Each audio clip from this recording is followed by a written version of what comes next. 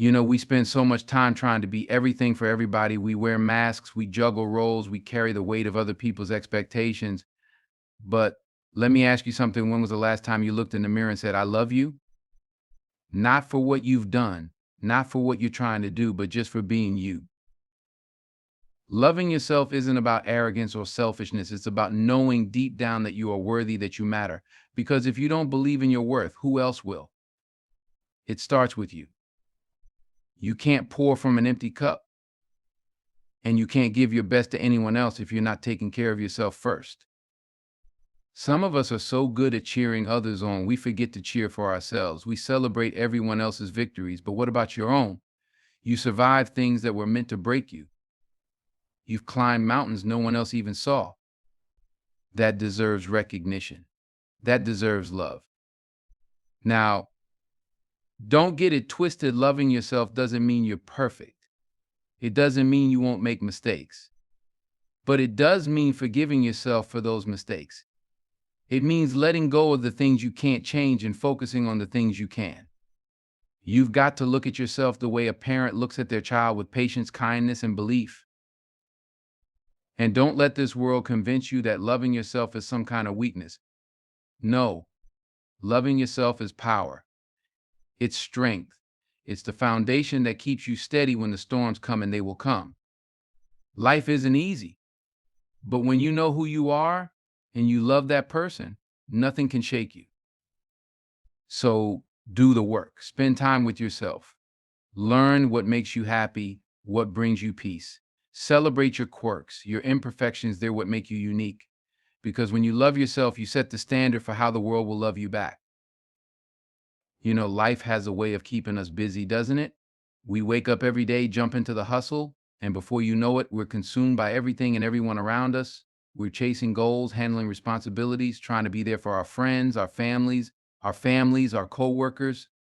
But in the middle of all that noise, all that rushing around, there's one question most of us forget to ask: what about me? Not in a selfish way. No, this isn't about neglecting others or shirking your responsibilities. This is about something far deeper than that. It's about the love you give yourself or don't give yourself, or don't give yourself. Let me tell you something. How you love yourself sets the tone for how the rest of the world treats you. If you can't see your own worth, how can you expect anyone else to? It's like building a house. The foundation has to be strong, right? If the base is weak, it doesn't matter how beautiful the walls are, how grand the design is, eventually it's all coming down. Your self-love is that foundation. If it's shaky, if it's built on doubt, insecurity, or the approval of others, you're always going to feel like you're on unstable ground.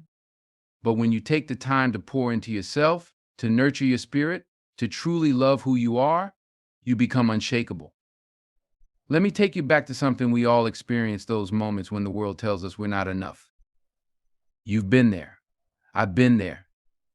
Maybe it was someone's words. Maybe it was a failure. Maybe it was your own reflection, whispering lies about who you are and what you're capable of. But let me tell you, the most dangerous thing you can ever do is believe those lies. Because they're just that, lies. You weren't born to be perfect. You were born to be real. You were born to grow, to stumble, to learn, to become. And every scar, every failure, every mistake, that's proof of your resilience. That's proof that you're still here, still standing. How can you not love that? How can you not love the fighter in you, the survivor in you, the dreamer in you? You see, loving yourself isn't about looking in the mirror and saying, I'm the best. No, it's about looking in the mirror and saying, I'm enough. It's about embracing who you are as you are, while still giving yourself room to grow. You can want to improve without hating where you're starting from. That's the balance. That's the beauty of self-love. It's both acceptance and aspiration. And let me tell you something else. Self-love is a daily practice. It's not a one-time thing. It's not a decision you make once and forget about. Every day you've got to choose to love yourself. Every day you've got to fight against the voices, internal and external, that try to tell you you're not good enough, because those voices don't go away on their own. No, you've got to drown them out with the truth. Now, I know some of you might be thinking this sounds great, but it's easier said than done. You're right. It is. But just because something is hard doesn't mean it's not worth doing. In fact, the hardest things are usually the most rewarding. And learning to love yourself, that's one of the most rewarding things you'll ever do. Think about it. When you love yourself, you stop settling. You stop settling for relationships that drain you. You stop settling for jobs that don't fulfill you. You stop settling for a life that doesn't bring you joy. You start raising your standards not because you think you're better than anyone else, but because you finally understand what you deserve. And let's talk about boundaries for a moment, because that's a big part of loving yourself. How many times have you said yes when you wanted to say no? How many times have you put your needs on the back burner to make someone else happy? Now, don't get me wrong, there's beauty in sacrifice and giving to others, but not at the expense of your own well-being, not at the expense of your peace. Setting boundaries isn't about being mean or selfish. It's about respect for your time, your energy, your emotions. It's about understanding that you can't be everything to everyone and still have something left for yourself. And guess what? That's okay. It's okay to prioritize yourself. It's okay to say, I need this for me, because when you take care of yourself, you're in a better position to take care of others. When you're full, you can give from a place of abundance, not emptiness. Now let's talk about the trap society sets for us.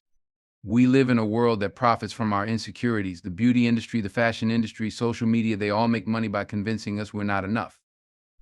They tell us we need to look a certain way, dress a certain way, live a certain way to be worthy. But let me tell you something, you were born worthy. No amount of makeup, no designer clothes, no curated Instagram feed can add to your worth, because your worth isn't external. It's internal. It's who you are at your core. And who you are is enough. Who you are is more than enough. But to see that, you've got to start spending time with yourself, not the distracted scrolling on your phone kind of time. I'm talking about real, intentional time. Time to reflect, time to dream, time to just be. You've got to learn what makes you happy, what brings you peace, what fuels your soul. Because the more you understand yourself, the easier it becomes to love yourself. And don't be afraid to celebrate yourself. That's another thing we don't do enough. We downplay our achievements, our talents, our uniqueness. We're so afraid of being seen as arrogant or boastful that we hide our light. But let me tell you something, hiding your light doesn't serve anyone. The world needs your light. The world needs you to show up as the best version of yourself. And the best version of yourself starts with self-love. So celebrate your wins no matter how small they are. Did you get out of bed today even though it was hard? Celebrate that. Did you take a step toward a goal no matter how tiny? Celebrate that. Did you forgive yourself for a mistake? Celebrate that. Because every step you take toward loving yourself is a victory, and every victory deserves to be acknowledged. Now let's address the elephant in the room. Loving yourself doesn't mean you won't have bad days. It doesn't mean you won't feel insecure sometimes or doubt yourself. You're human, and those moments will come. But self-love gives you the tools to handle them. It gives you the resilience to keep going, to keep believing in yourself, even when it's hard. And let me tell you, the world needs more people who love themselves. Because when you love yourself, you inspire others to do the same. You become a beacon of hope, of strength, of possibility. You show others what's possible when you stop chasing external validation and start building internal confidence. So, my friend, love yourself, not because of what you've done, but because of who you are. Not for where you're going, but for where you've been. Love yourself in the messy moments, in the quiet moments, in the triumphant moments. Love yourself when it's easy and when it's hard, because when you do, you unlock a power that no one can take away. All right, here's an even more expanded version of the speech that delves deeply into every facet of self-love, painting vivid scenarios, offering profound insights, and keeping that passionate Denzel Washington energy throughout. You know, life has this funny way of making us forget the most important person in our lives, ourselves. Think about it. From the moment we're old enough to understand what the world expects of us, we're conditioned to believe that our worth comes from what we do for others, how well we perform, or how much we achieve. But the truth is, none of that defines you. It doesn't even come close.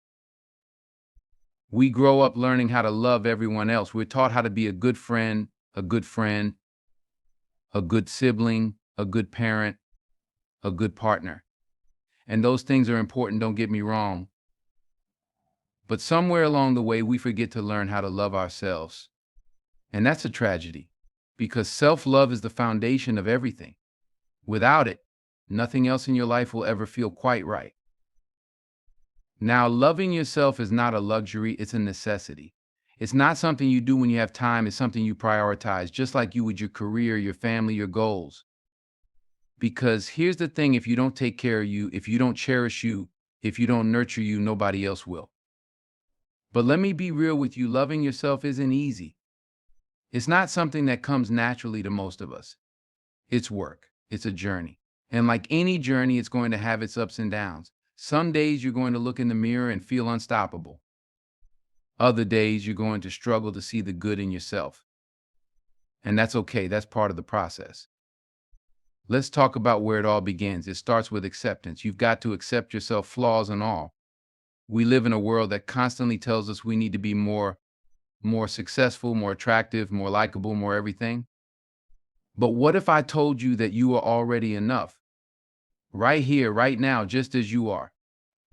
When I think about loving yourself, truly loving yourself, I'm reminded of those who've walked this earth before us, people who faced impossible odds and yet stood tall because they understood their worth.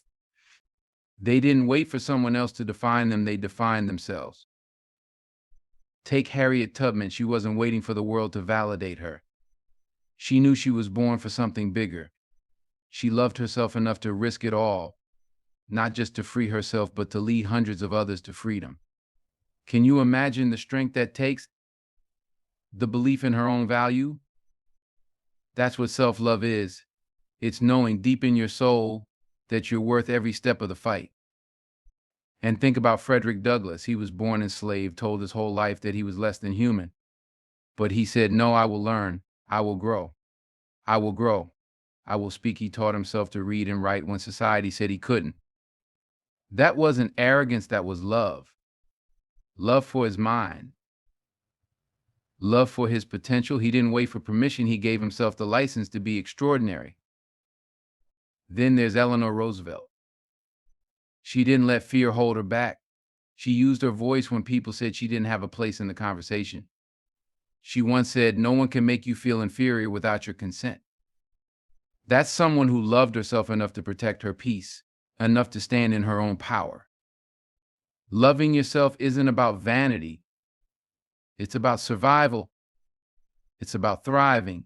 It's looking in the mirror and saying, I see you. I value you. I will not abandon you. History is full of people who made history because they dared to do that. They dared to bet on themselves. So when you're out there walking through life, feeling like the weight is too much, like the world doesn't see you, remember this, no one will see you the way you need to be seen until you see yourself. Love yourself first, because when you do, you give everyone else the blueprint for how to treat you. Loving yourself is one of the most powerful acts you can commit in this life.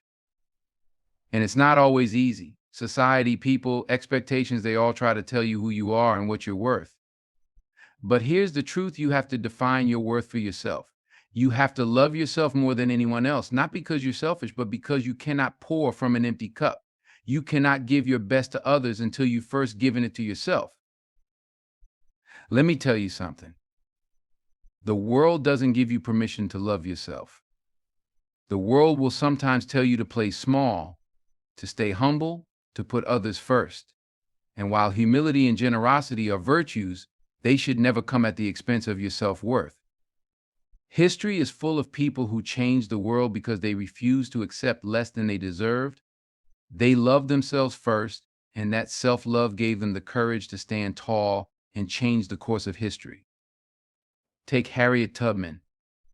She was born into slavery, told from birth that her life was worth nothing. But Harriet knew better. She knew she wasn't meant to live and die in chains. That kind of knowledge, that kind of love for yourself is revolutionary.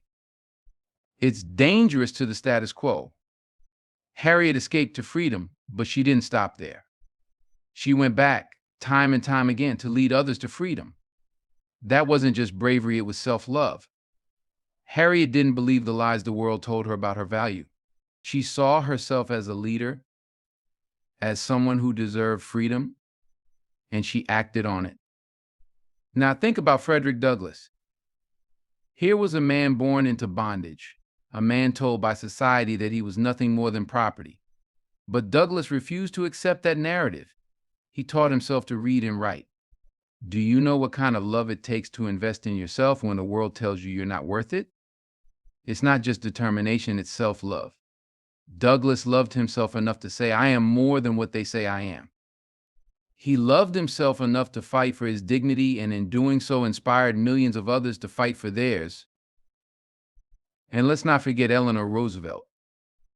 She wasn't born into hardship the way Tubman and Douglass were, but she faced her own struggles. Eleanor grew up feeling insecure, told that she wasn't beautiful, that she wasn't enough. But she learned to love herself, not for her looks or what others thought of her, but for her mind, her compassion, her voice. She once said, no one can make you feel inferior without your consent. That's a lesson we all need to learn. Eleanor's self-love gave her the strength to stand up for human rights, to fight for those who couldn't fight for themselves. And then there's Nelson Mandela. Imagine spending 27 years in prison for fighting against apartheid, for standing up for the dignity of your people. It would have been easy for Mandela to become bitter, to lose himself in anger. But Mandela loved himself enough to hold on to his integrity, his vision, his humanity. That self-love wasn't just for him, it was for his people. Because when you love yourself, you give others permission to do the same. Mandela's self-love became a force that united a nation. Now let's bring it closer to home. Think about Muhammad Ali. The man had no shortage of confidence, right? But his confidence wasn't arrogance, it was self-love. When he said, I am the greatest, he wasn't just talking about his boxing skills. He was affirming his worth as a human being, as a black man in a world that tried to diminish him. Ali loved himself unapologetically, and that love inspired millions to stand up for themselves. You see, loving yourself isn't about thinking you're better than anyone else. It's about recognizing that you're not less than anyone else. It's about understanding that your life has value simply because it exists. When you love yourself, you stop settling for less than you deserve. You stop allowing people to treat you like you're invisible. Look at Maya Angelou. That woman was the embodiment of self-love. She went through unimaginable hardships, but she never let those hardships define her. She once said, I love to see a young girl go out and grab the world by the lapels. Life's a B, you've got to go out and kick A. Maya loved herself enough to demand respect, to live life on her own terms. Her self-love wasn't just for her, it was for every woman, every person who needed to see what it looked like to stand tall in your truth. Loving yourself is an act of courage. It's an act of rebellion against a world that profits from your insecurity. When you love yourself, you become unstoppable. You start setting boundaries. You start saying no to things that don't serve you. And let me tell you something, setting boundaries is a form of self-love. It's not selfish to protect your peace. It's necessary. Let's talk about Malcolm X. Here was a man who transformed himself completely, who loved himself enough to grow, to change, to evolve. Malcolm's journey wasn't just about fighting for justice, it was about loving himself enough to demand a better life for himself and his people. He once said, we cannot think of being acceptable to others until we have first proven acceptable to ourselves. That's self-love. That's understanding your worth and refusing to compromise it. And don't forget Toni Morrison. Her writing was a celebration of blackness, of humanity, of self-love. Morrison didn't write for approval, she wrote because she loved herself and her community enough to tell their stories. She said, if you want to fly, you have to give up the things that weigh you down sometimes. What weighs us down is our own lack of self-love, our own doubts and insecurities. Let me tell you something else. Loving yourself doesn't mean you won't have bad days. It doesn't mean you won't feel doubt or fear. But when you love yourself, you don't let those moments define you. You pick yourself up. You remind yourself of who you are. Self-love is a journey, not a destination. It's something you practice every day. And when you do, you start to see the world differently. You start to see opportunities where there were none. You start to see possibilities where there were only obstacles. History shows us that self-love isn't just a personal act, it's a collective one. When you love yourself, you inspire others to do the same. You show them what's possible. You give them hope. So the next time you look in the mirror, don't just see your flaws. Don't just see your mistakes. See your strengths. See your potential. See the person who has survived every challenge life has thrown at them. That person deserves your love more than anyone else. You know, there's something powerful about a person who truly loves themselves. You can see it in the way they walk, the way they talk, the way they stand firm in who they are. And let me tell you, that kind of love, it doesn't come easy. It's not handed to you. It's something you have to fight for, something you have to nurture every single day. And here's the thing, loving yourself doesn't mean being selfish or arrogant. It means valuing yourself enough to demand the best from life. It means not settling for crumbs when you deserve the whole cake. When you love yourself, you're not just doing it for you, you're doing it for everyone who looks up to you, for everyone who needs to see what it looks like to stand tall and unapologetic. Let's take a walk through history. Let's look at those who embody self-love in ways that shook the world. Harriet Tubman didn't just escape slavery for herself, she went back time and time again to lead others to freedom. Now think about what that takes. The courage, yes, but also the belief in your own worth. Harriet didn't buy into the lie that she was less than. She knew deep in her bones that she was made for more. That kind of self-love is revolutionary. It's the kind that breaks chains, literal and figurative. Then there's Frederick Douglass. Born into slavery, Douglass could have accepted the life he was given. But he didn't.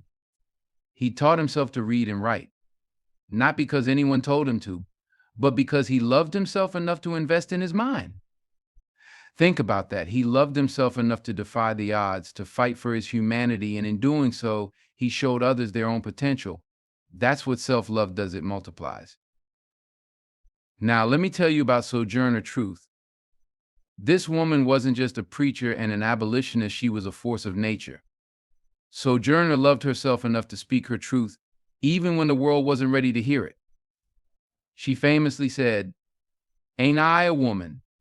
A question that challenged the very foundations of a society that tried to silence her.